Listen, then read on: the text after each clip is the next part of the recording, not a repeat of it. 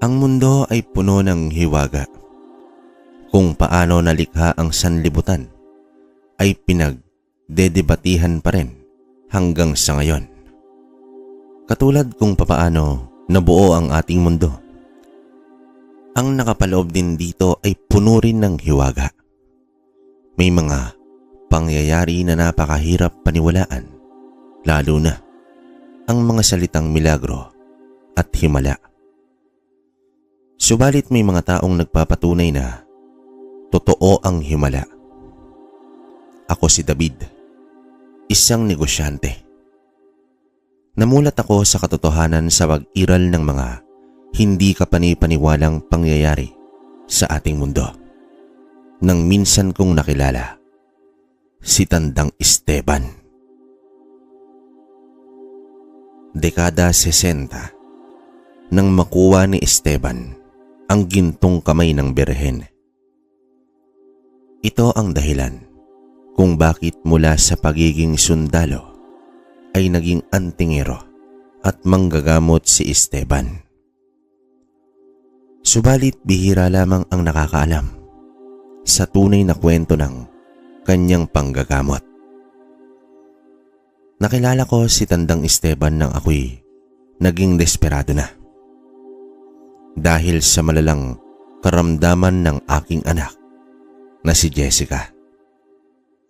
Taong 2005, magtatapos na sana sa sekundarya ang aking anak na si Jessica nang bigla itong nagkasakit. Buong akala ko ay simpleng lagnat lamang ito. Lumipas na ang 5 araw ay pabalik-balik pa rin ang kanyang lagnat. Kapag nakainom ng gamot ay bumababa, pero makalipas ang ilang oras ay tumataas na naman ang kanyang lagnat. Aminado ko, kabaryo, na hindi ko na napagtutuunan ng panahon ang aking mga anak dahil sa aking negosyo. Maganda ang buhay namin. Lahat ay naibibigay ko sa aking pamilya. Ngunit may isang bagay pala na hindi ko na naibigay pa sa aking pamilya, lalo na sa aking mga anak. Ang oras. Mahal na mahal ko ang aking pamilya, kabaryo. Kaya naman ako kumayod ng gusto upang maibigay sa kanila ang lahat-lahat. Ang akala ko ay sapat na, ngunit nagkaroon na pala ako ng malaking pagkukulang. Kami ng aking asawa ay purong abala. Kaya naman hindi na namin napansin na may dinadamdam na pala ang aming isang anak.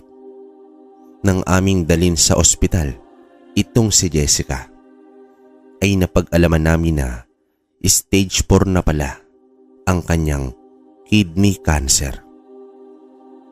Habang ipinapaliwanag ng doktor ang sakit ng aking anak, ay parabang dahan-dahan akong pinapatay.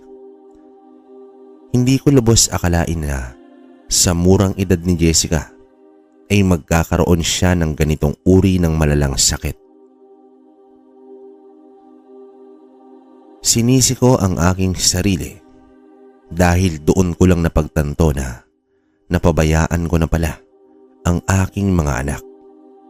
Kahit ang paboritong pagkain ni Jessica ay hindi ko naman alam. Nalulong ako sa trabaho at tanging layunin ay mabigyan ng marangyang buhay ang aking pamilya. Nakiusap naman ako sa doktor na gawin ang lahat, gumaling lang ang aking anak at magbabayad ako kahit magkano. Pero sa tuwing naiisip ko na kanser ang sakit ng aking anak, ay pinanghihinaan agad ako, kabaryo. Kung pwede lang sana na angkinin ko na lang ang sakit ng anak ko, ay gagawin ko. Habang naging matagumpay ako sa salapi, bukod sa mga anak ay may isa pa pala akong nakakalimutan na. Ang Diyos. Nawala na pala ako ng panahon sa pananampalataya. Ang maraming taon na namuhay ako ng masagana ay isang araw lang. Nagbago ang lahat. Halos magwala na ako sa ospital dahil habang tumatagal ay walang pagbabago sa aking anak. Bagkus, mas lumalala pa ito. Kabaryo, ako ang tao na hindi naniniwala sa tinatawag na alternative medicine o ang natural na pamamaraan sa panggagamot. Dahil para sa akin, tumuklas ang mga siyentipiko ng mga gamot para sa sakit ng tao. At bilang isang maraming salapi, ay hindi iyon mahirap para sa akin. Ang pinakamahal na gamot ay kayang-kaya kong bilhin. Ngunit hindi iyon ang nangyari. Walang gamot ng siyensya na nakatulong sa aking anak. At dahil nga sa naging desperado na ako, ay kung saan-saan na ako nakarating. Makahanap lamang ng makagagamot sa aking anak. Pagpasensyahan mo na, kabaryo, kung may kahabaan ang aking paunang kwento. Nais ko lamang na maintindihan ng iba kung gaano kalakas ang kapangyarihan ng pananampalataya. Hanggang sa nakilala ko si Tandang Esteban. Upang mapangalagaan ang mga sensitibong bagay at sa kadailanang may iba't ibang maniniwala ang bawat isa, ay ninais ko na itago ang eksaktong taon at lugar sa pinangyarihan ng kwento. Isang dating sundalo si Esteban at nadistino sa bulubunduking lugar. Kasagsagad din ng pag-iral ng mga rebelde sa panahong ito.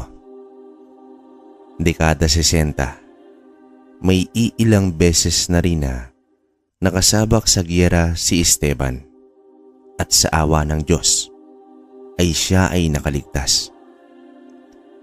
Minsan nang maatasan ang kanilang grupo na maghatid ng suplay sa kabilang kampo ay hindi nila inasahan ang pananambang ng mga rebelde.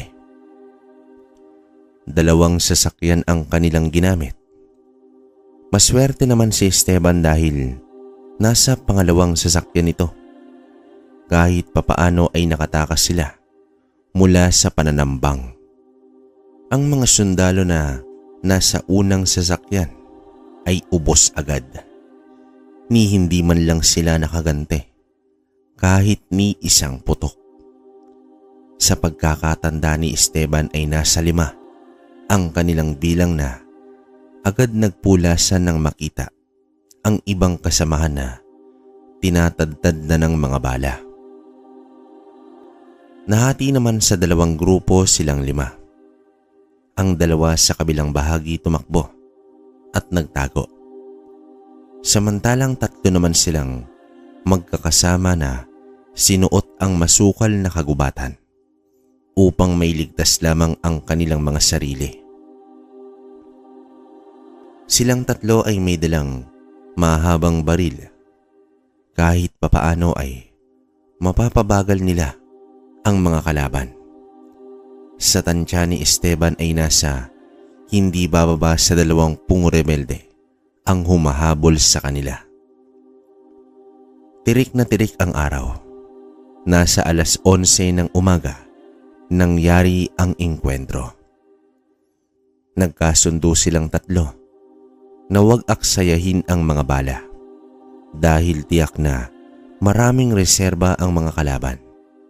Dahil napaghandaan nila ito. Malaking tulong din sa kanila ang lugar na magubat dahil maraming puno, halaman at damuhan na silang mapagtataguan. Inalala naman ni Esteban ang 2 kasama na nahiwalay sa kanya. Habang sila ay tumatakas, salita naman sila ng pagbaril sa mga nakasunod na mga kalaban. Pabawas na ng pabawas ang reserba nilang mga bala na labis pinangangambahan nilang tatlo.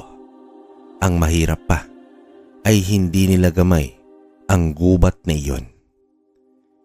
Hindi nila alam kung gaano ito kalawak at saan sila makakarating. Mahaba pa naman ang oras sa araw, kaya naman umasa si Esteban na makasilay sila ng baryo o kalsada. Ngunit 2 oras na ay nasa loob pa rin sila ng kagubatan. Nagkatinginan na lamang silang tatlo dahil tigda 2 reserba na lang ng bala ang meron sila. Matinding hamon din sa kanila ang matinding uhaw. Hindi na sila naghangat pa ng pagkain. Basta may tubig lang ay sapat na. Kaso kahit maliit na sapa ay wala silang natagpuan. 6 nakakulong sila sa napakalawak na kagubatan na merong mababangis na hayop ang nakaabang lamang sa kanila. Isang maling galaw, tiyak ang kanilang kamatayan. Matitibay at determinado ang mga rebeldeng humahabol sa kanila. Hanggang sa dumating ang sandali na ayaw nilang mangyari, ang malagasan ng kasama. Mabilis na kinuha ni Esteban ang mga bala ng kasamang nakabulagta na sa lupa. Tanging pagsara na lamang sa mga mata nito ang nagawa ni Esteban at tumakbo na sila. Paring Esteban, kung hindi man ako pala rin sa pagkakataong ito, pakisabi sa mga magulang at mga kapatid ko, mahal na mahal ko sila. Nanginginig na wika ni Pidong. Huwag kang magsalita ng ganyang, Pidong. Makakaligtas tayo dito. Pagpapalakas loob ni Esteban sa kanyang kasama. Mag-aalas 3 na ng hapon nang nakasilay sila ng isang yungib. Binalak nilang magkubli sa loob pero dapat walang makikitang bakas ang kalaban na pumasok sila sa yungib. Naunang gumapang si Esteban sa bukana ng yungib subalit hindi sumunod si Pidong sa plano. Bigla itong tumayo at tumakbo sa ibang direksyon at sumisigaw na hinahamon ang mga kalaban. Agad sinunda ng mga kalaban si Pidong at kitang-kita ni Esteban kung papaano tinantad ng mga bala ang kanyang kasama. Tumulo na lamang ang mga luha ng sundalo dahil isinakripisyo nito ang buhay ng kaibigan upang makaligtas lamang siya. Mabilis na gumapang si Esteban papasok sa yungib na iyon. Nagpipigil sa galit ang binatang sundalo habang pigil na pigil din ito sa kanyang pag-iyak. Kahit konting ingay ay dapat hindi niya gawin upang hindi matunugan ng mga humahabol sa kanila. Nakaiga itong si Esteban habang nililibot ang paningin sa loob ng yungib na iyon. Napakagat na lamang siya sa kanyang labi nang mapagtanto niya na maliit lang pala ang yungib at wala na itong lagusan. Pader na ng mga bato ang nasa unahan. Ang itsura pa sa loob ay parang gumuho marahil sa lindol. Tipak ng mga bato ang nasa paligid. Nasipat ni Esteban na may mga anito na papasok sa yungib na iyon. Dali-dali siyang gumapang at hindi niya na ininda ang mga sugat mula sa matatalas na mga tipak. Magkahalong malalaki at maliliit na mga tipak na sumusugat sa kanyang mga kamay at iba pang bahagi ng katawan. Hanggang sa gumulong ang kanyang katawan at nahulog mula sa nagkumpulang mga tipak ng bato. Mabuti at hindi naman gaano kalalim ang kinabagsakan niya. Papalapit na ang mga rebelde. Napagtanto ni Esteban na nasa pinakadulo na pala siya ng yungib. Ilang saglit na lang ay matutunton na ito. Markabahala na ang binatang sundalo. Porsigido na siya na ubusin niya ang mga natitirang bala. Akmang tatayo na sana siya nang sumabit ang noo niya sa isang matigas na bagay. Para bang eksaktong pumasok ang kanyang ulo sa bahagi ng bato na nagpapahirap sa kanyang makatayo. Natigilan sa paggalaw si Esteban nang nasa harap niya na ang isang rebelde. Palinga-linga pa ito na labis niyang ipinagtaka. Nasa 2 metro lang ang pagitan nilang dalawa, pero animoy hindi siya nakikita ng rebelde. Maya-maya ay may sumugod pa na 2 ngunit ganun din, palinga-linga. At kahit nasa harap na nila mismo si Esteban ay sinasabi nila wala daw doon ng sundalo. Nakatigil lamang si Esteban habang hawak-hawak ang kanyang baril. Sobrang bilis ng pagtibok ng kanyang puso. Tagaktak ang pawis at nanginginig sa takot. Ilang sandali pa ay umalis na ang mga rebelde. Nang maaninag niya na wala ng mga anino ay doon pa lamang siya nakahinga ng maayos. Sobrang laki ng kanyang pagtataka kung bakit hindi siya nakita ng mga kalaban. Pinilit niyang magpadausdos ng konti upang may labas niya ang kanyang ulo. Marahan siyang tumayo at sinipat ang labasan ng yungib. Baka may mga kalaban na nakaabang. Napalingon siyang muli sa kanyang hinihigaan kanina at nasipat niya ang isang gintong kamay na figura. Iyon pala ang nakaharang sa kanyang noo, kaya hindi siya agad nakatayo. Marahan niyang kinapa kung totoong ginto ba talaga ang figurang kamay. Pinukpok pa niya ito ng bato. Nanlaki na lamang ang mga mata niya nang napatunayan na ginto pala talaga ang figurang iyon. Kasing laki din ito ng isang kamay ng tao. Sinimulan niyang tanggalin ang mga batong nakatabon sa kabuuan ng figura. Natigilan si Esteban nang makita niya ang kabuuan nito. Isang ribulto ni Birheng Maria ang natabunan ng mga bato. Nakahiga ito sa lupa ngunit sira-sira na. Ang isa pang ipinagtataka niya dahil tanging ang kanang kamay lang ang gawa sa ginto at gawa na sa kahoy ang ibang bahagi. Muli niyang hinawakan ang gintong kamay na agad naman nakatanggal sa pagkakakabit. Isang malaking milagro ang nangyari kay Esteban. Iniligtas siya ng kamay ng ginto na berhen. Ikinubli siya nito sa mga mata ng kalaban.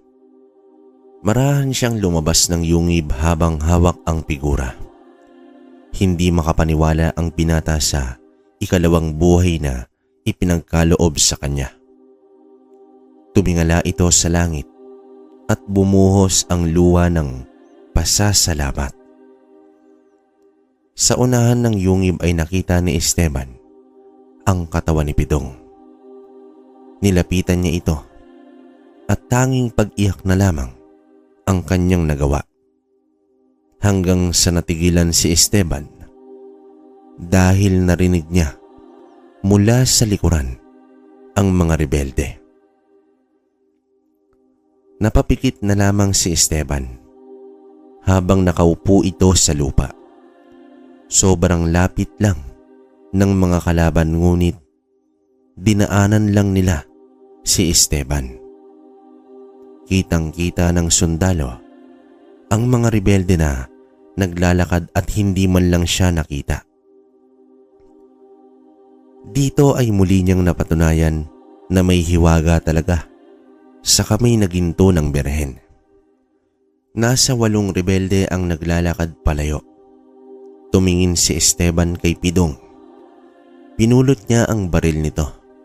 Itinutok sa mga nakatalikod na rebelde. Kinalabit ang gatilyo. Sunod-sunod na putok ang ibinigay ni Esteban. Tadtad ng bala ang 8 rebelde na agad ikinamatay ng mga ito. Malalim na ang gabi nang makabalik na si Esteban sa kampo. Inabot niya ang kalsada at may nagmagandang loob na pasakayin ito patungo sa kampo. Napagtanto ni Esteban na may mas mahalaga siyang misyon na gagampanan sa mundo. Kaya kinabukasan mismo ay nagretiro ito sa pagiging isang sundalo. Bumalik ito ng kanyang probinsya at nagpalamig ng ilang linggo. Pinag-isipan niya ng gusto ang nangyari sa kanya at kung anong meron sa gintong figura na iyon. Inilihim niya ang bahaging iyon ng kanyang karanasan. Wala siyang pinagsabihan tungkol sa gintong kamay ng Birhen.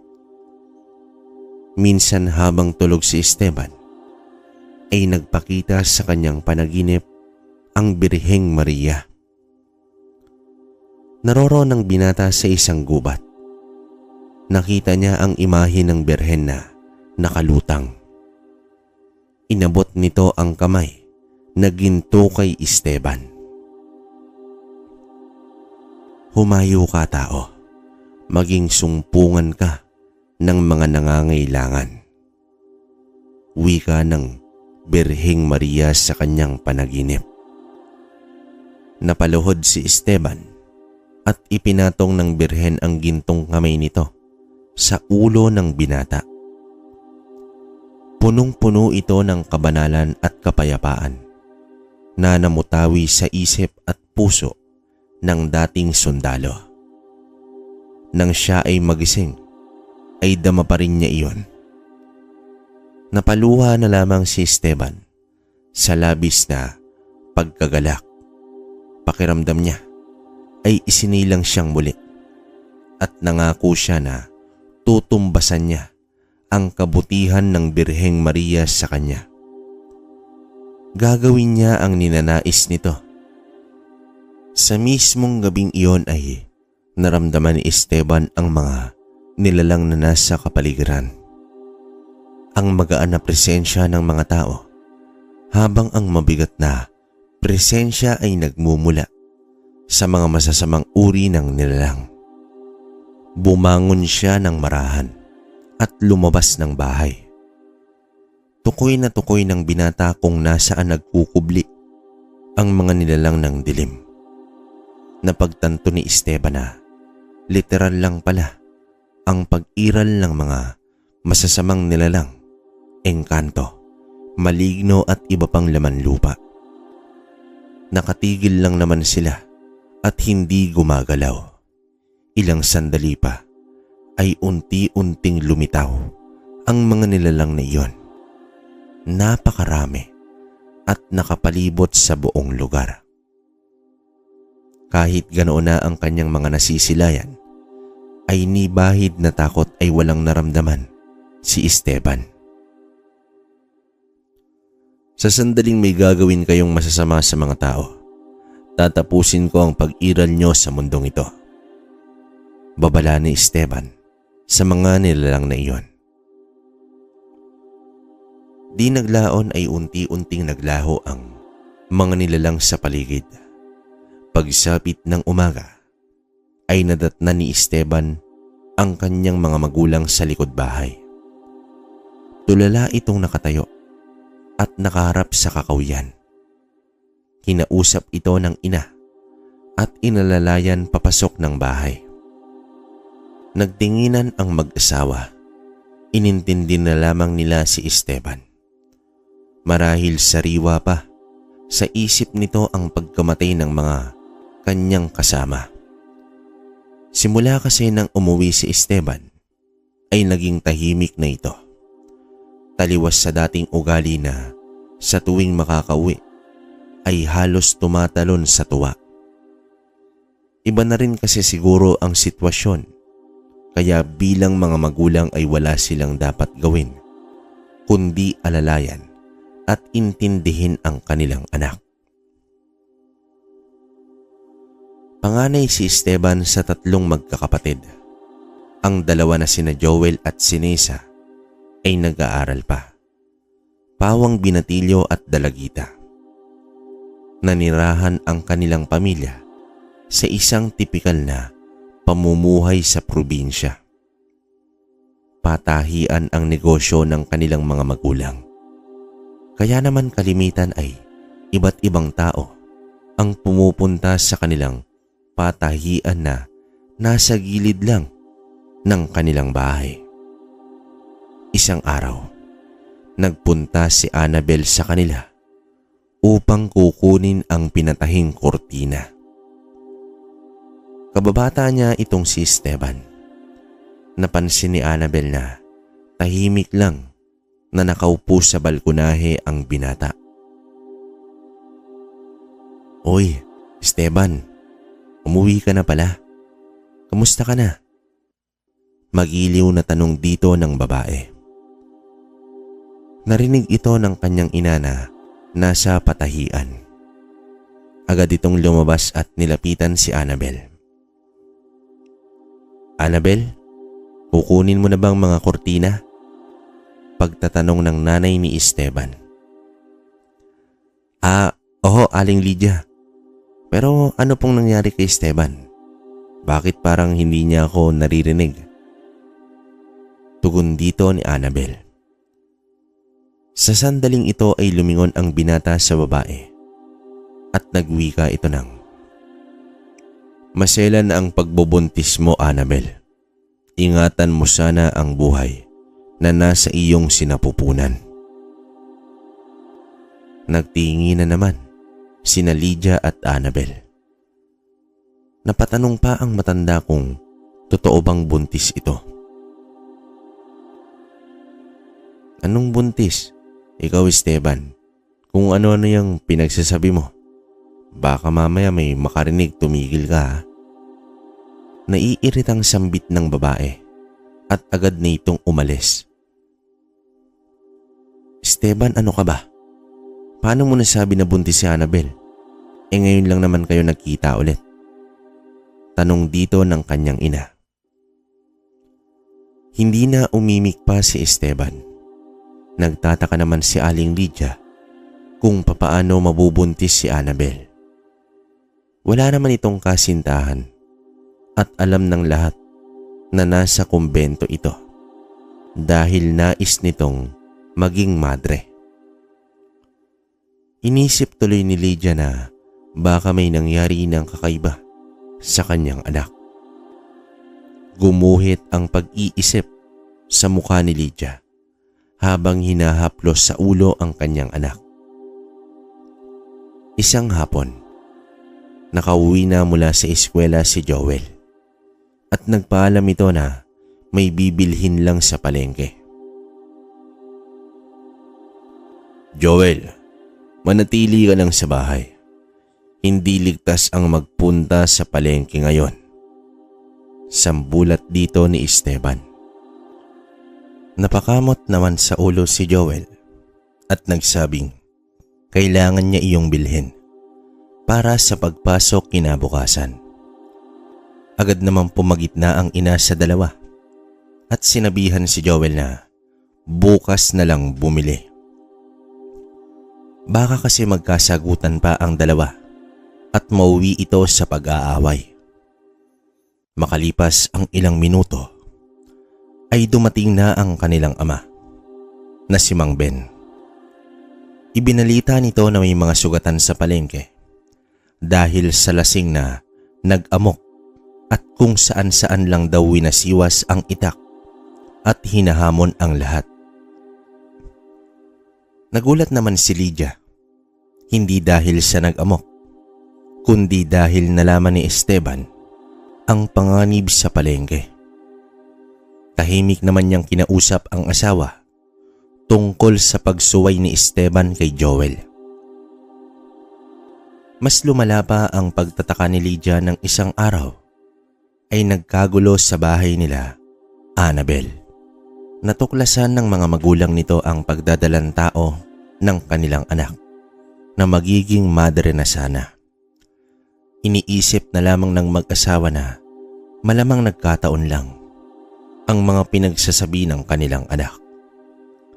Habang tumatagal ay hindi na bumalik sa dati si Esteban. Madalas rin nila itong nakikita na nasa likod bahay at nakaharap lang sa kakawian. Hindi na nakatiis ang kanyang ama, kaya tinanong niya ang anak kung ano ang meron sa kakawian, kung bakit palagi siyang nakatingin doon. Diyan sila nakakubli, tay. Binabantayan ko upang hindi makalapit dito. Tugon dito ni Esteban. Sinong sila, anak? Pagtatakang tanong ni Ben. Ayon kay Esteban, nasa kakawian ang mga nilalang ng dilim na anumang oras ay maaring magasik na ng lagim. Napailing na lamang si Ben at ramdam niya na may kakaibang nangyayari sa kanyang anak. Kaya naman kinausap niya ang asawa at binalak nilang patingnan sa isang albularyo si Esteban. Makalipas ang 2 araw ay dinala na nila sa albularyo ang binatang anak. Eksaktong kakatapos lang ni Mang Poldo na gamutin ang isang pasyente.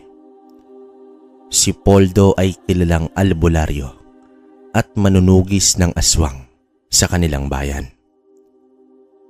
Ang lugar nito ay mas liblib kumpara sa pinanggalingan nila.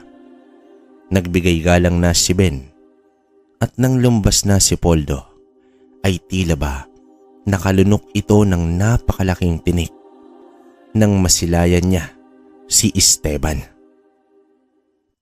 Diyos ko po, isang dibino, wika ng matanda habang nakaturo ito kay Esteban.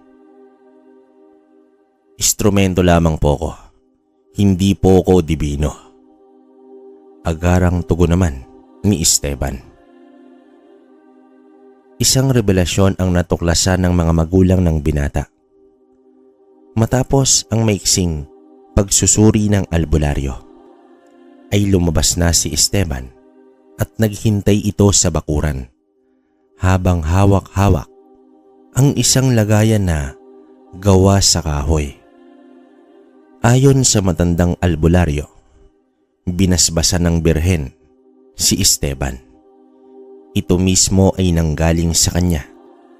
Ipinakita ng binata sa albularyo ang nangyari sa kanya sa pamamagitan ng paglapat ng kamay nito sa noo ng manggagamot. Ang albularyo na ang naglahad nito sa kanyang mga magulang at ang nasa loob ng lagayan na laging daladala ni Esteban. Walang iba kundi ang kamay na ginto ng birhen na siyang nagbibigay sa kanya ng kakaibang kakayahan. Kakayahan ng pangkalahatang proteksyon at kakayahang matukoy ng sakuna. Sa mga sandaling iyon ay naiintindihan na nila ang pagbabagong nangyari sa kanilang anak. Subalit kaakibat nito ang responsibilidad sa sangkatauhan. Pero may isang pakiusap si Poldo. Nais niya na maging antingero itong si Esteban. Teka sandali, Mang Poldo. Nais namin na magkaroon ng normal na buhay ang anak ko. Hindi ako papayag sa gusto mong mangyari. Pagpalag dito ni Ben. Humingi naman ng paumanhin si Poldo at nag-abiso na kung may katanungan o nais pa silang malaman ay bukas ang kanyang tahanan para sa kanila. Habang pauwi na ang mag-anak ay nasipat ni Esteban ang 4 na kalalakihan at ang isa nito ay namukaan niya bilang isa sa mga rebeldeng humahabol sa kanila. Nakita niya ang mga iyon na nagkakape sa gilid ng isang sasakyan. Uminit ang dugo ni Esteban. Gusto niyang wakasan ang buhay ng mga rebelde. Nagkukubli ang mga iyon bilang mga sibilyan pero ramdam na ramdam niya ang maitim na budhi ng mga ito. Napahawak na lamang siya ng mahigpit sa lagayan na kanyang bitbit. Galit ang kanyang nararamdaman. Ngunit para bang may nagsasabi sa kanyang kaibuturan na wag nang pairalin ang galit at paghihigante. Pero sa kabilang bahagi naman ay ang pagnanasang mabigyan ng katarungan ang mga dating kasama na pinaslang ng mga rebelde. Hanggang sa makauwi na sila ay parang may naglalaban sa kalooban ni Esteban. Sa mga gabing lumipas ay palaging nasa palibot ang mga masasamang elemento. Tila naghihintay lamang ng pagkakataon na umatake. Sa obserbasyon ng binata ay walang kakayahan ang mga elemento na makalapit man lang sa kanilang bahay. Dahil sa kamay na ginto, inilagay niya ito sa altar sa kanyang kwarto. At sa tuwing nasa kanyang katawan ng kamay na ginto ay nagiging sabulag ito laban sa mga masasamang nilalang, tao man o demonyo. Sa paglipas pa ng panahon ay lubusan na nga niyang napagtanto na may natatanging espiritu na nangibabaw sa kanyang dahilan upang protektado siya laban sa kasamaan. Nadiskubre din ni Esteban na may kakayahan na pala siyang manggamot. Nang minsang nagkaroon ng lagnat at ubo ang kanilang bunsong babae. Nang kapain niya ang noo nito, naramdaman niya ang sobrang taas ng lagnat. Umalis siya upang bumili ng gamot ngunit sa kanyang pagbalik ay naging masigla na ito at wala ng sakit. Hanggang sa unti-unting kumalat ang kakayahan niya sa kanilang bayan at naging puntahan nga siya ng mga taong may karamdaman. Wala naman siyang espesyal na ritual o ginagawa kundi ang pagbibigay dasal lamang sa pasyente. Subalit, nalalaman din niya kung ano ang sakit ng pasyente at gagaling pa ba ito o magiging dahilan na ito ng kanyang kamatayan. Walang kakayahan si Esteban na pagalingin kapag oras na ng isang tao na lumisan sa mundo. Hanggang isang araw, may natatanging pasyente ang dumulog sa kanya.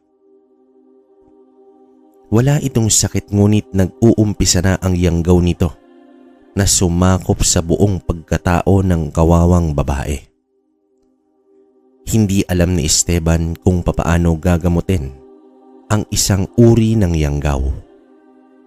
Kaya naman minabuti niyang puntahan agad ang albularyong si Mang Poldo. Hindi naman nag-atubili ang matanda na sumaba kay Esteban. Para kay Poldo, pangkaraniwan na lamang sa kanya ang gamutin ang isang biktima ng yanggaw. Napamangha na lamang ang binata sa ginawa ni Poldo. Alam ni Esteban na hindi lang yon ang unang biktima ng yanggaw, ang lalapit sa kanya. Kaya naman ninais niyang matutunan ang panggagamot katulad sa pamamaraan ni Poldo. naging madalas na ang pagpunta ni Esteban sa bahay ni Poldo at hindi na ito nagugustuhan ng kanyang ama. Baka kung ano na ang itinuturo nito. Malumanay naman siyang sinuway ng kanyang asawa. Kung ano ang desisyon ni Esteban sa kanyang buhay ay hindi dapat ito kailangan na aprubahan pa nila.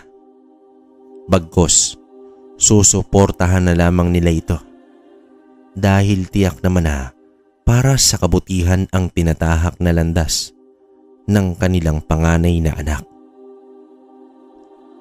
Sa paglipas pa ng ilang buwan, kahit ang panggagamot sa kulam, barang at lason ay kaya na ring gamutin ni Esteban. Isang araw, nabanggit ni Poldo ang kanyang tangan na sinukuan. Gawa nga na matanda na siya, nais niya na itong bitawan at balak niya na ibigay ito kay Esteban. Konting description lang mga kabaryo. Ang sinukuan ay isang mutya pandigma. Wala itong pinipiling masamang nilalang na pabagsakin. Sanay naman sa labanang pisikal si Esteban, kaya naman hindi na mahirap sa kanya ang labanan ang mga nilalang ng dilim. Sa araw din na iyon ay nagdesisyon ang binata na tanggapin ang mutya ng sinukuan. Naisip din kasi niya na may hindi sapat ang gamutin lang ang mga naging biktima ng yanggaw, barang at kulam. Kailangan na siguro na sugpuin ang mga nilalang na nagbibigay ng pasakit sa mga taong nabibiktima nila. Isang maliit at mahabang patpat na may habang 2 pulgada lamang ang tinanggap ni Esteban. Kulay itim at makintab. Nakakonsagra na din ito bilang isang kwintas. Sa mga nakalipas na linggo ay itinoon ni Igme ang pagtuturo kay Esteban kung papaano gamitin ang mutya ng sinukuan.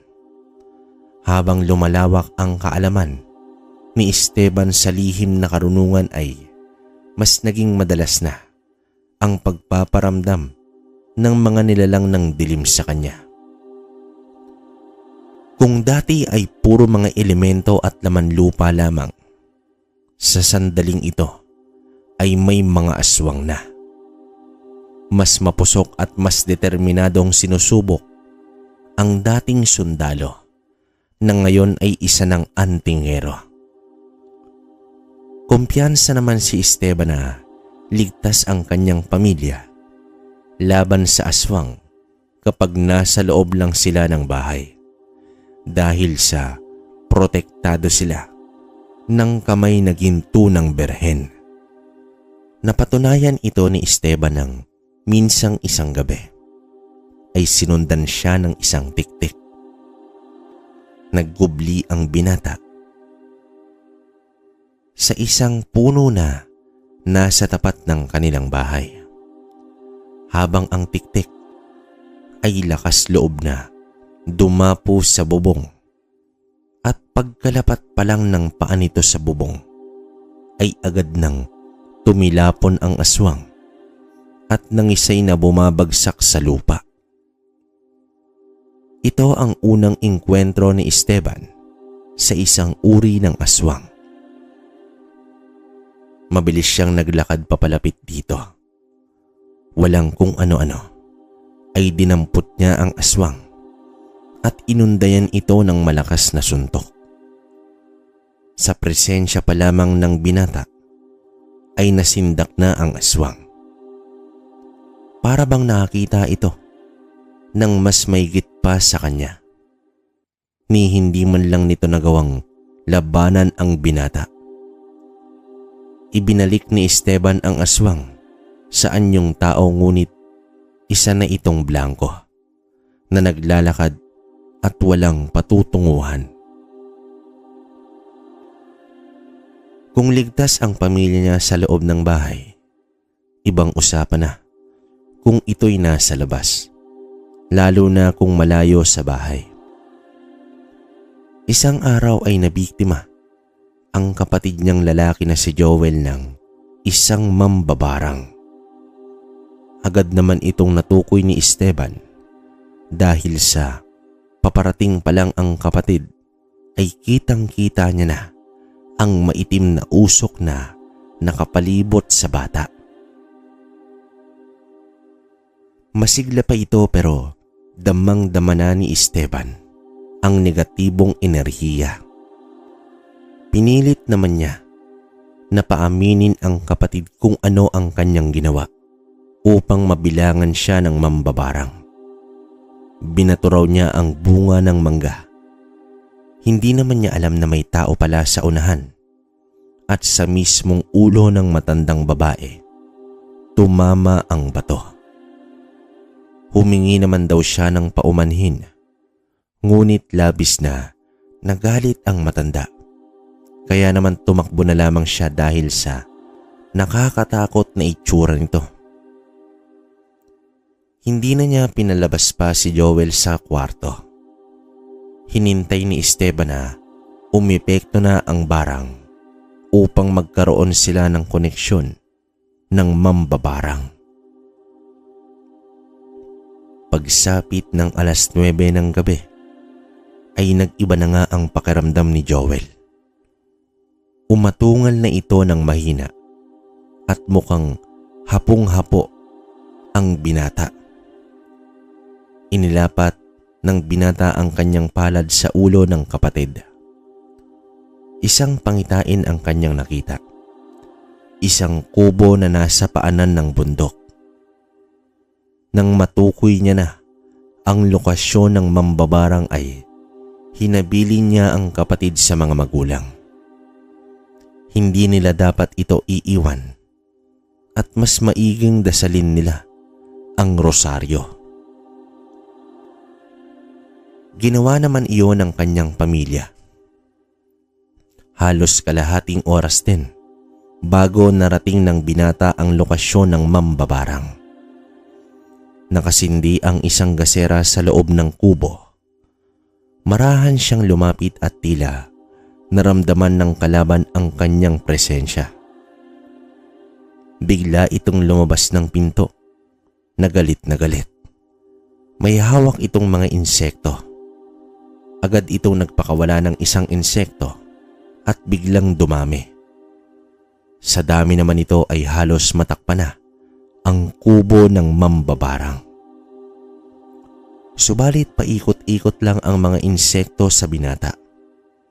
Kaya naman pinakawalan na ng mambabarang ang lahat ng insektong hawak nito. Ngunit kahit gaano pa karami ay hindi nito nagawang madampian man lang ang binata. "Anong klaseng nilalang ka?" Gulat na galit na sambulat ng matandang babae. Ngumiti lang naman si Esteban at iniangat ang isang kamay at bigla itong ibinagsak. Nanlaki ang mga mata ng matanda dahil ang lahat ng kanyang alagang insekto ay bumagsak sa lupa at agarang naging isang abo. "Huwag kang mag-alala dahil hindi ko tatapusin ang buhay mo. Bagkus, mananatili ka sa mundo na daig pa ang isang bangkay na gumagala." Wika dito ni Esteban. Kinuha ni Esteban ang katinoan ng matandang babae. Iniwan niya itong nakaupo sa lupa na nakatulala. Makalipas ang ilang minuto ay bumalik na ang binata sa kanilang tahanan. Maayos na rin si Joel na animoy walang masamang nangyari. Pinaalalahanan naman niya ang mga kapatid na huwag gagawa ng mga bagay na maaaring ikapahamak nila sa huli. Isang araw, habang papunta si Esteban kay Poldo, ay muli na naman niyang nakita ang mga rebelde. pilit naman niyang pinigilan ang kanyang sarili dahil may mga otoridad naman na tumutugis sa kanila. Mas maiging hayaan na lamang ito ni Esteban. Habang nakasakay si Esteban ay muli siyang napalingon sa lugar kung saan niya nakita ang mga rebelde. Maya-maya pa ay biglang bumigat ang kanyang pakiramdam. Isang trahedya ang kanyang naramdaman. Iniisip niya na baka muling magtatagpo ang landas ng mga bandido at ng mga sundalo. Sa panahong iyon ay normal na itong nangyayari sa kanilang bayan. Halos magtatakip silim na nang nakabalik si Esteban sa kanilang bayan. Nagulantang na lamang si Esteban dahil sumalakay pala ang mga rebelde at nagsagawa ito ng malawakang nakawan sa bayan. At ang malala pa ay maraming inosenteng tao ang nasugatan at namatay. Wala na ang mga biktima ngunit naiwan sa kalsada ang mga nagkalat na dugo.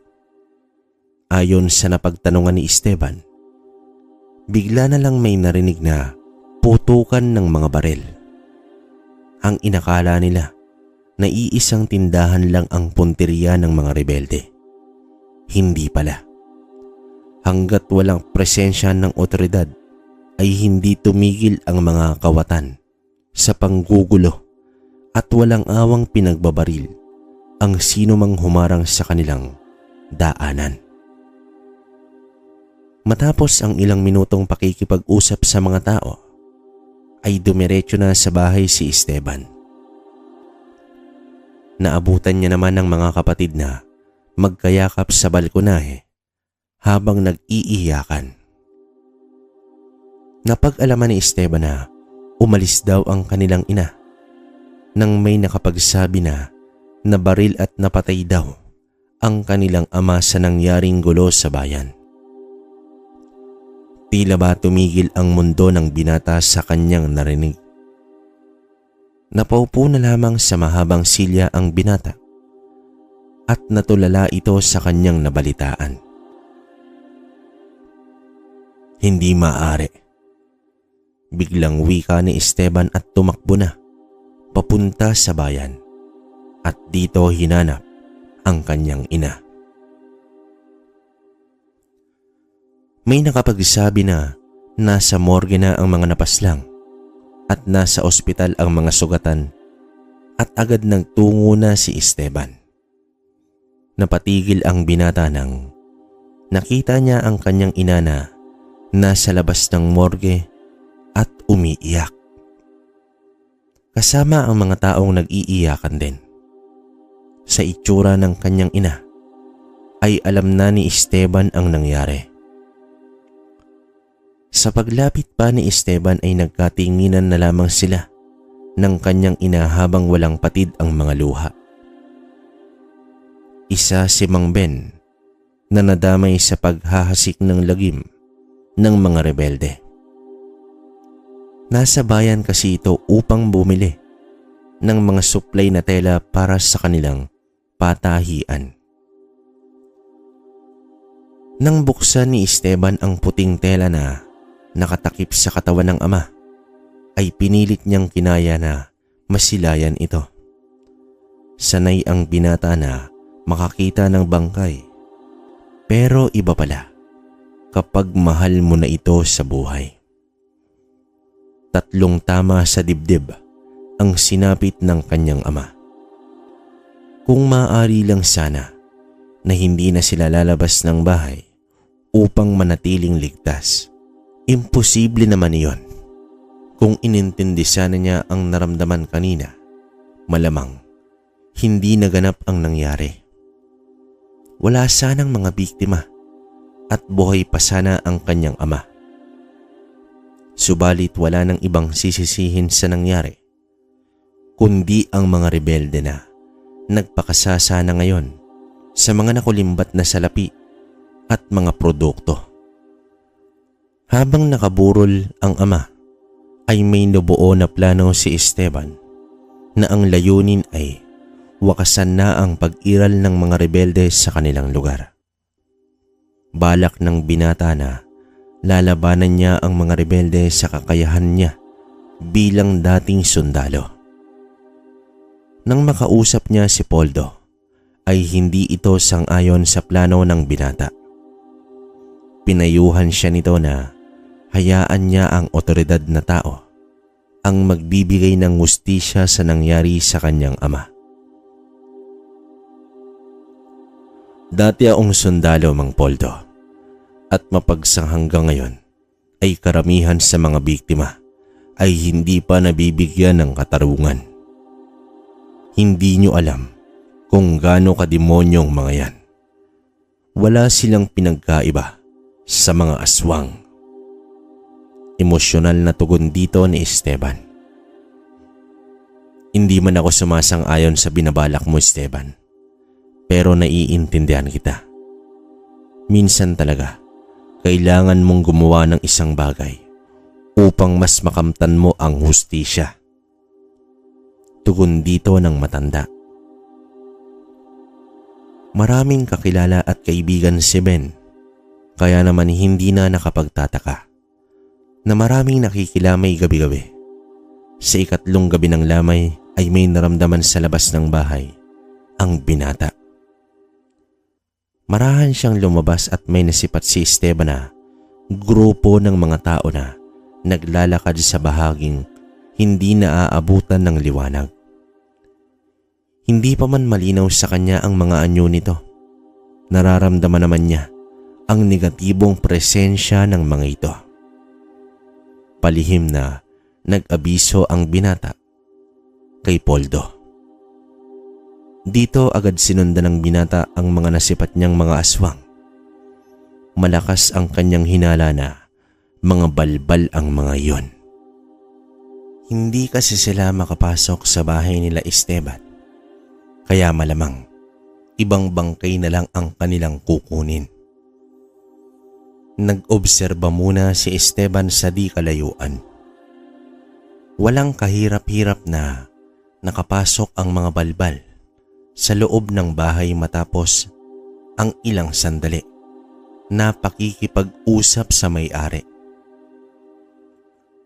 Base sa kanyang nakita, ang posisyon ng kabaong ay nasa tapat ng bintana, kaya naman doon siya nagpunta.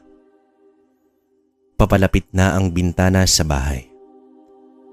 Nakita niya ang apat na kalalakihan ang sabay-sabay na nakadungaw sa kabaong at dilat na dilat pa ang mga mata. Naanimoy nais ng langtakan ang bangkay. Bumubuka-buka na rin ang mga bibig at isinasagawa na ang ritual ng pagpapalit ng bangkay. Sa kalagitnaan ng kanilang ginagawa, ay biglang sumulpot si Esteban sa tapat ng bintanang nakabukas. Napatili ang mga balbal at napataras.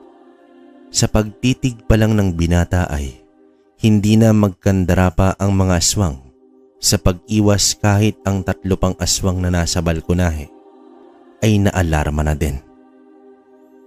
Gulat naman ang mga taong nakikilamay sa reaksyon ng mga bagong bisita. Agad silang lumabas ng bahay at nagtakbuhan. Hinabol din ito agad ni Esteban. Sa 7 balbal ay 3 dito ang napatigil ng binata. Gamit ang sinukuan ay natigal po ang mga aswang at hindi na ito makagalaw pa. Tanging ang mga mata na lamang ang naigagalaw nila. Humarap sa kanila si Esteban at kitang-kita ng binata ang takot sa mga mata ng mga balbal. Dumadagdag lang kayo sa mga iniisip ko. Sambit dito ng binata. Nagsidatingan naman ang mga tao at nagtanong kay Esteban kung ano ang problema. Inilahad naman ng binata na ang 3 iyon ay mga balbal at balak palitan ang bangkay na nakaburol. Dali-daling kumuha ng asin ang may bahay ng namatay. Kumuha na rin ng mga itak ang iba pa at nagsindi ng sulo na gawa sa nilukot na dahon ng nyog. Sa pagsaboy ng asin ay agad umusok at umatungal ang mga balbal. Nang mapatunayan ng mga tao na totoong aswang nga ang mga lalaking iyon, ay hindi na sila nag-atubili pang undayan ng taga ang mga ito. Napag-alaman ni Esteban na kamag-anak pala ng namatay ang mga tumaga. Sa mga aswang nila ibinaling ang galit sa mga rebelde. Nang bumulagta na ito sa lupa, ay agad nilang tinupok sa apoy ang mga nilalang ng dilim. Sa galit at paghihinagpis ng mga naiwan, doon na pagtanto ng binata kung gaano kalaki ang epekto ng mga rebelde sa mga naulilang kamag-anak. Kaya naman dapat na siyang kumilos upang wakasan ang kahibangan ng mga bandido. Matapos mailibing ng kanyang ama, ay sinimulan na ng binata ang paghahanap sa lungga ng mga rebelde. Hanggang isang araw, nasipat niya ang 3 kalalakihan na namamalengke pa. Alam niya na mga rebelde ang mga iyon dahil 2 sa kanila ay namukaan ni Esteban. Pinakiusapan kasi niya si Poldo na manatili muna sa kanilang bahay habang tinutugis pa niya ang mga rebelde upang may magbibigay proteksyon sa kanyang pamilya laban sa mga masasamang uri ng nilalang. Sa pagkakataong kasing ito ay dala na palagi ni Esteban ang kamay na ginto. Kaya naman malaya niyang nasusundan ang mga rebelde na hindi man lang siya nararamdaman. Kasabay pang bumaba si Esteban sa mga ito nang sasakyang pinara nila sa may liblib na kalsada. Napakaraming biniling pagkain ng mga bandido na animoy pang ilang linggong supply. May biglang lumabas na 2 pang kalalakihan na tumulong sa pagbubuhat ng mga binili. Walang kamalay-malay ang mga masasamang loob na habang nag-uusap sila sa mga balak nilang gawing pagnanakaw sa ibang lugar, ay dinig na dinig naman ito ni Esteban. Hanggang sa marating na nila ang maliit na komunidad ng mga rebelde. Huminto na sa pagsunod si Esteban at pinag-aralan ang buong lugar. Bilang dating sundalo, ay alam na alam niya ang gagawin pag-aaral sa lokasyon ng kalaban. Matyaga itong naghintay ng tamang oras bago ito sumalakay. Ipinangako niya sa kanyang sarili na uubusin niya ang lahat ng bandido sa lugar. Tinatayang halos nasa 100 ang bilang ng mga ito. Inabot na ng 1:00 ng madaling araw bago tuluyang matahimik ang lugar. Nag-inuman pa kasi ang mga ito at patuloy na nagdiwang sa kanilang tagumpay. Subalit ang kasiyahan ay mapapalitan ng katapusan. May 15 bahay na nakatirik at lahat ay gawa ito sa pawid at nipa. Pinasok ni Esteban ang isang kamalig kung saan nakaimbak ang mga sandata at baril ng mga rebelde. Kinuha ni Esteban ang 6 na dinamitang naroroon. Kumuha rin siya ng 3 mahabang baril at mga bala. Habang masarap ang pagkakahimbing ng mga rebelde ay tahimik naman na itinanim ni Esteban ang mga dinamita sa 6 na magkakasunod na bahay. Sinindihan niya na ang mahabang mitya at nagmadaling bumalik sa pwesto na kanyang pinagkukublian. Makalipas lamang ang ilang segundo ay isa-isa nang sumabog ang mga dinamita na nagpagulantang sa mundo ng mga rebelde. Sa 6 na kabayang sumabog ay karamihan sa loob nito ay agarang napaslang at ang nakaligtas ay nagtamo ng matinding sunog sa katawan.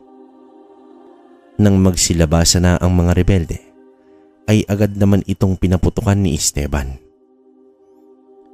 Agad din nagpulasan ang mga ito at wala na silang napakinabangan na mga baril dahil nasunog na rin ang kamalig.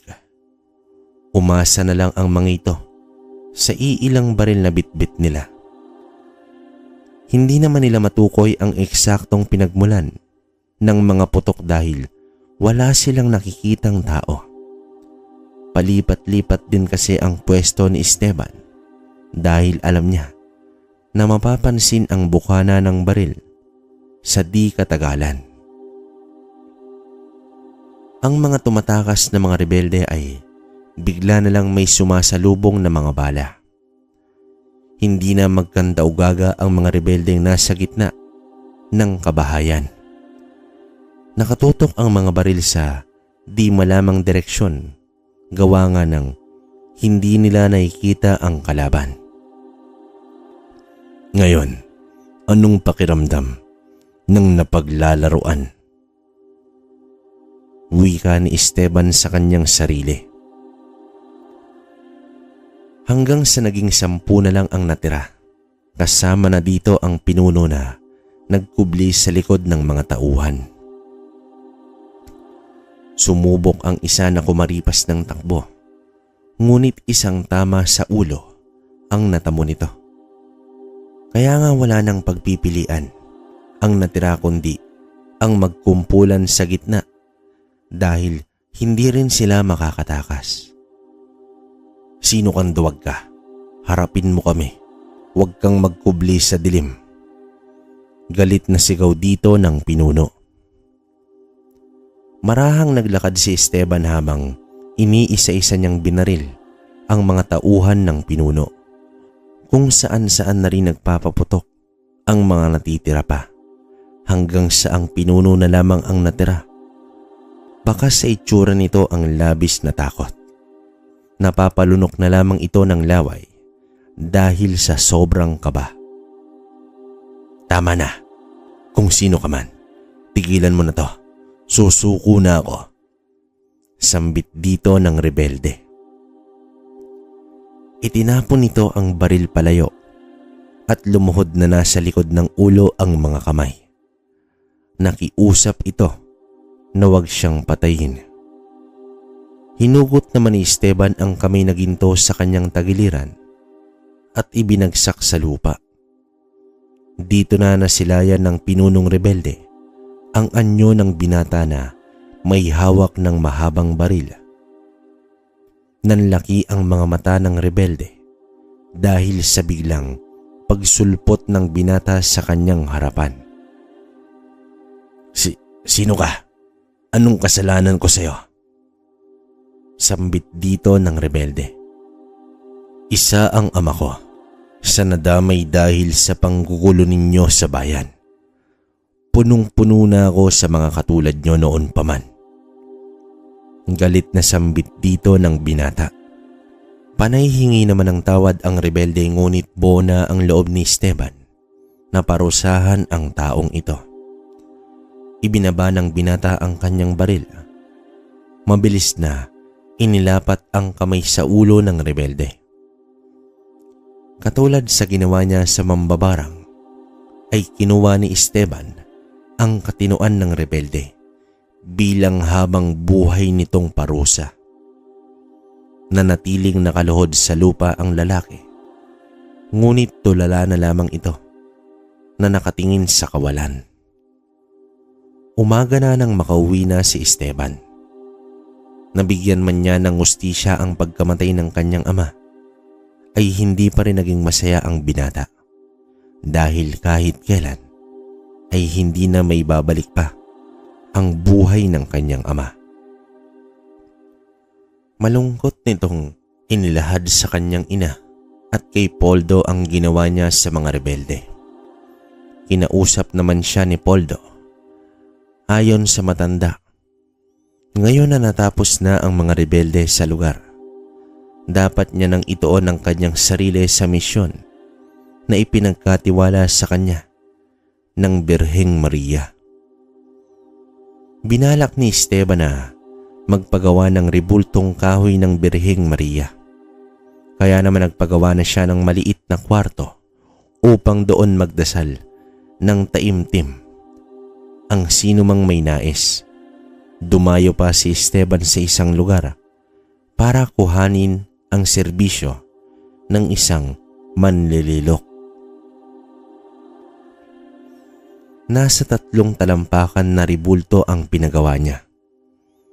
Nagtaka naman ang manlililok kung bakit hindi pinalagyan ng kanang kamay ang rebulto.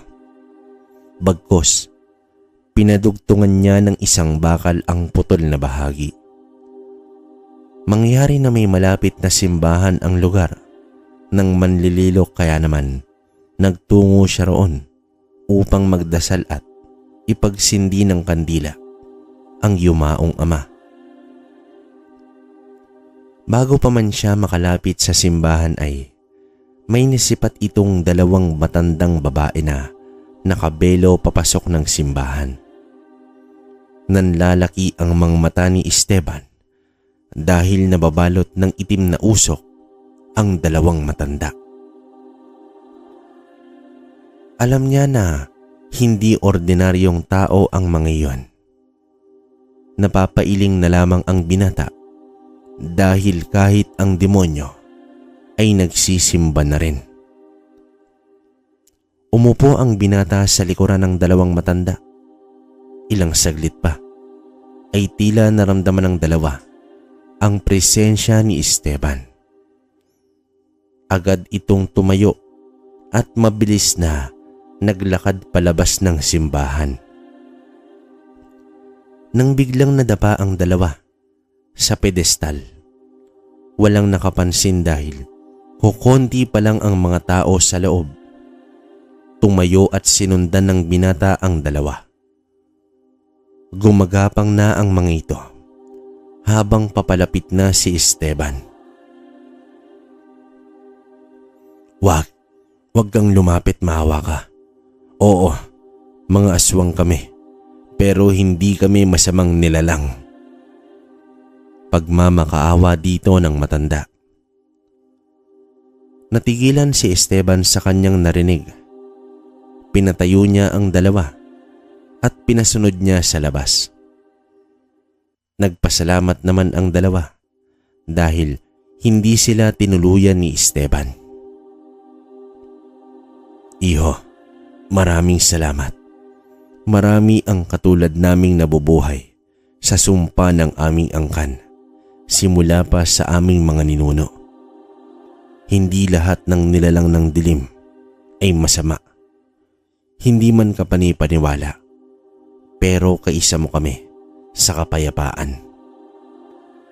Salaysay dito ng matanda upang patunayan ng 2 na nagsasabi sila ng totoo, ay isinama nila si Esteban sa kura paroko ng simbahan. Ayon sa pari, ilang taon na niyang kasangga ang 2 aswang na siyang nakikipaglaban sa mga ibang lahi ng aswang sa lugar na pilit gumagawa ng lagim. Mahirap man paniwalaan, pero mas mabuti ang may kakamping demonyo kesa sa mga taong nagkukunwaring mabait na tupa, ngunit isang mabangis na lobo pala ang tunay na pagkatao. Nang nalaman ng 2 matanda na nais tugisin ni Esteban ang mga masasamang aswang, ay hindi nag-atubili na itinuro ng 2 kung saan matatagpuan ang mga nilalang na nagkukubli sa dilim, at nais din nilang makisa sa binatang antingero na may basbas ng Birheng Maria. Hindi lingid sa atin ang mga manggagamot o ang tinatawag na faith healer. Kadalasan sa kanila ay nasa liblib na lugar. Siguro na itanong nyo na rin kung papaano nila nagagawa ang magpagaling ng may sakit. Sa kwento ni Tandang Esteban ay nalaman natin na ang sekreto niya ay ang kamay na ginto ng berhen. Sa palagay niyo mga kabaryo, anong bagay pa kaya ang gamit ng mga kilalang manggagamot sa inyong lugar? Hanggang dito na lang ang kwento natin mga kabaryo. Maraming salamat sa inyo.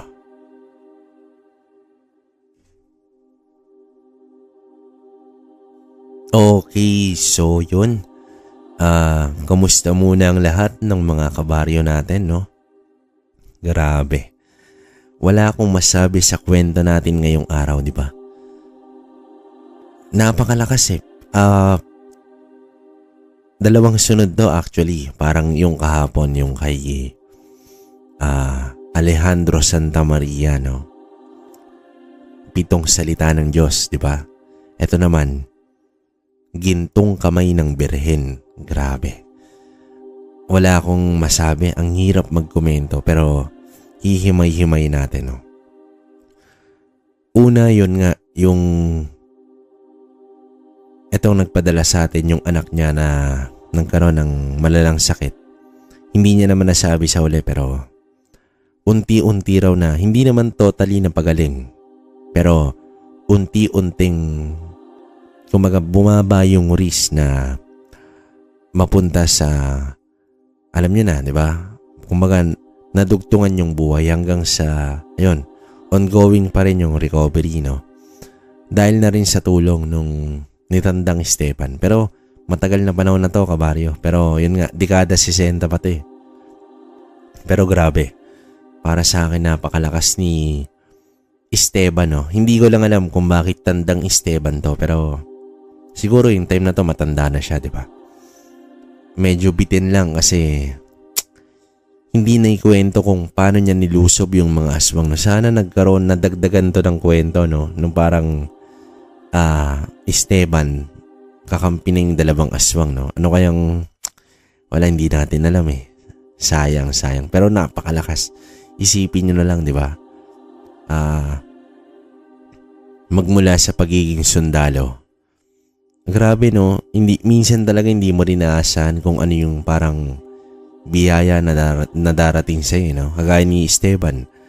Kumbaga nung time na hinahabol sila ng rebelde, dun pa lang, ano na siya, kumbaga, totally wala na. Kumbaga tapos na siya ron. Kaya lang, ang nangyari, naisalba pa siya ng kamay na ginto ng Birheng Maria, di ba? Napakalakas nun. Napakaganda. Grabe. Tapos yun nga, nakakalungkot kasi namatay yung tatay niya. Alam niyo naman, pag may ganitong setup na may namamatay sa ending, nakakalungkot yan. Kasi nga, para sa akin lang naman, nakakalungkot kasi syempre, iba yung sakit no na parang nailigtas nga naipaghiganti nga ni Esteban, pero ang kapalit naman is yung tatay niya, no? So, siguro ganun talaga. Pag may nawawala, may darating na mas magandang bagay, no? O hindi man bagay, mangyayari sa buhay mo. Siguro ito na yun yung nakakatulong pa si Esteban sa maraming tao, no? Saka feeling ko naman masaya na yung airpot niya kung nasan man yun. Nakikita tong si Esteban, di ba? Ayun, tapos si Mang Poldo na manggagamot, magaling din, no? Yun lang, bitin lang talaga kasi purong balbal lang yung naging tema nila, no? Hindi nasabi kung mas maganda sana kung may nakaharap tong mas malakas na uri ng aswang, no? Pero siguro hanggang dun lang talaga yung naikwento. Pero feeling ko marami to, kabaryo. Kasi parang nilahad pa lang natin dito yung umpisa pa lang ng kabanata ng buhay ni Esteban, di ba? So yun, tapos yun nga, mutya ng sinukuan, di ba? Grabe, napakalakas. Alam nyo naman na mutya is mutya, di ba? Kalikasan eh. Di ba? Napakalakas talaga yan. Nga pala mga kabaryo, yung sinasabi nating sinukuan, titingnan natin, malapit na, pero ang sure kong mauuna is yung makabuhay. Puno ng makabuhay. Alam niyo yun, sa mga hindi nakakaalam ng itsura ng makabuhay, ito po yung parang punong kahoy na pag biniyak mo, merong krus sa gitna. Yan. Actually, kompleto tayo niyan, kabaryo, kaya lang kasi nililimita natin yan. Kumaga meron tayong ano tong isa? Meron dito yung sa pinsan ko eh. Binigyan niya ako ng dignum na pula. Meron kahoy, dignum na pula. Tapos sinag-araw, yan. Meron tayong sinag-araw din. Actually, yung nasa 10 elements sa mga nakatutok sa channel natin, di ba? Mga nakarang buwan siguro yun. Hindi ko tanda, pero may mga kwento tayo tungkol sa 10 elemento ng kalikasan. Meron po niyang bracelet, 10 elements bracelet. Buhay na po yun. Hindi nyo na po kailangan pang dasalan. Kumbaga, nasa inyo na yun kung isusot nyo. Pero para sa akin kasi, mas maganda yun. Ilagay nyo sa altar. Lalo na yung gumamela selis. Meron tayo nun. Backread kayo, kabaryo, na sa community post natin. Suot-suot ko yun. May kita nyo. Bracelet ng gumamela selis. Purong gumamela. Tapos 10 elements na bracelet. Meron din tayo. Tapos meron tayo ditong mga medalyon na hindi ko masabi kung ibibenta ba natin o kumaga hindi naman ibibenta, sa madaling sabi lilimos natin. Lilimusan nyo na lang. Hindi ko masabi kasi ipapaalam ko pa sa pinsan ko. Saka tatanong pa natin kay Tito Proy, no, na ayun kasi hindi masyadong nakikialam sa mga ganyan natin yan eh. Pero titingnan natin. Basta yun, ang sure ako na meron tayo na pwedeng i-distribute sa inyo mga kabaryo. Makabuhay. Yan, saka sinukuan. Pero feeling ko, sa inyo mas okay ang makabuhay kasi pangkalahatan to eh. Gamit sa lahat to, sa mga bumabiyahe, protection to, pangkalahatan. Hindi mo na kailangan tundasalan. Bibili ka na lang ng lana, no?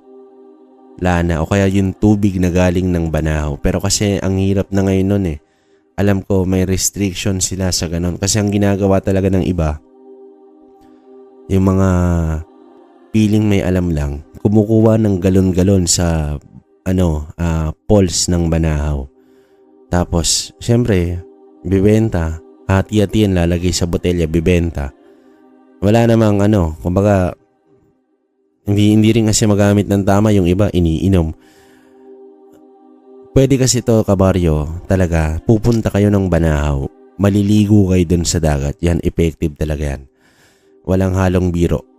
Legit yan. Hindi nyo man maramdaman, pero may magandang dulot sa pangangatawan yan. Hanggang sa kaloob-looban nyo. Yun, okay din yun. Tingnan natin yung lana. Meron din tayo sa ugat, no? Buhay na ugat, meron din tayo. Tapos, meron tayong bato-omo, mga kabaryo, na tingnan natin kung paano natin may papamahagi, no? Gusto ko man sanang bigyan kayong lahat. Pero, syempre, alam nyo naman, limitado eh. Di ba? Tingnan natin. Pero ang sure akong pwede kong mabigyan ng karamihan na malimusan nyo, makabuhay. Yan, marami tayo niyan. Meron tayo ditong sanga. Ilang sanga to? Kumbaga ako nang bahala kung paano natin hahatiin. Baka tingnan natin kung ano pwedeng magawa para bago matapos tong taon. Siguro November, bago mag-November, no? Kasi kasuhin na natin yan. Mga October.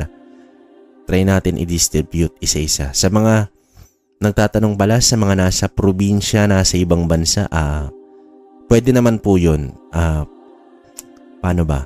Siguro, yun nga lang mga kabaryo, ang sagot nyo na lang, shipping fee, tapos kung i-distribute ko man yun, siguro sabi ko nga, pinakamataas na yung 100. Hindi naman tayo garapal eh. So, wala tayong ganon. Ang gusto ko lang, bilang pasasalamat ko na sa inyo yun kasi sa suporta nyo, no? Pero hindi naman pwede kasi bibigyan natin yung pinsan ko na siya naman yung nagpagod para makuha yun eh. So yun makabuhay, tapos titingin ako kung paano ako makakuha ng retasong telang pula, no, para doon natin isisilid.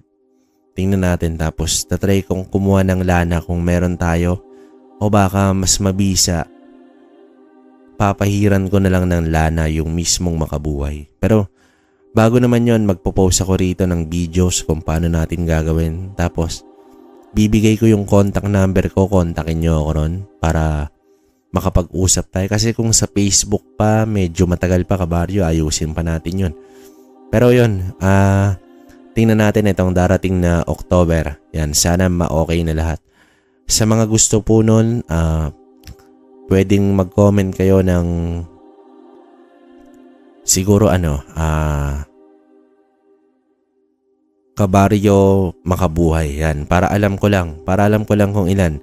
Kasi yung iba, mga silent listener, sana mag-comment kayo kung gusto nyo po. Wala namang sapilitan. So yun lang naman. Tingnan natin. Para ako rin alam ko kung ilan kayo. Kasi minsan mamaya mahirap naman yung biglang may gusto. Kabaryo, kuha ko 10, wala na. Ayoko namang sumama yung loob ng iba. Sabi ko nga, kung lahat kayo gusto kong bigyan, gagawin ko kung meron lang din akong sapat na budget para bayaran yung pinsan ko na kumuha ng ganung karami. Kasi kaya lang, titingnan natin. Sige, titingnan natin para sa inyo. So, yun. Hanggang dito na lang muna mga kabaryo. Bali yung shoutout natin, next upload na.